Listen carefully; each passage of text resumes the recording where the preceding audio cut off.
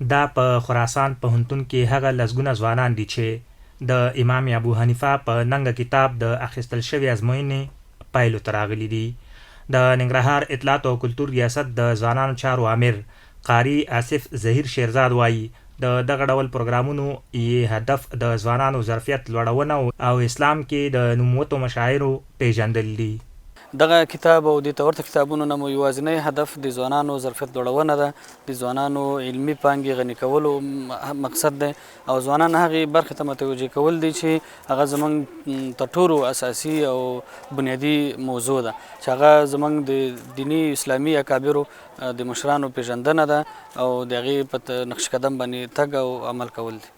د ازموینې بریالی زده کوونکی محمد اسماعیل دغه ډول پروګرامونه جوړول د ځوانانو د ویښتابه د اسلام له مبارک دین او د امام ابو حنیفه رحمت الله علیه له ژوند او افکارو د خبرېدا لپاره مهم بولي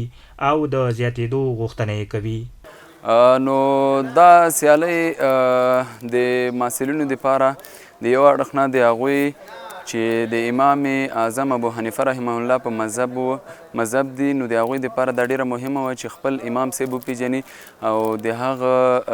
څومره قربانۍ چې ورکړي دي هغه وپیژني او خپل امام وپیژني چې د موږ ته کومې لاسته راوړنې کړي دي. نو په هغې بنیاد باندې امام ابو حنیفه رحمه الله یو ډیر لوی امام او ډیر لوی شخصیت تیر شوی دی او د هغې پیژندل او د هغې په اړه معلومات موږ او تاسو ته لازمي دي چې باید زده کړو. د ازموینې بریالي محصلین پر ډالیو چې اول او دویم نمره ته یې موبایلونه،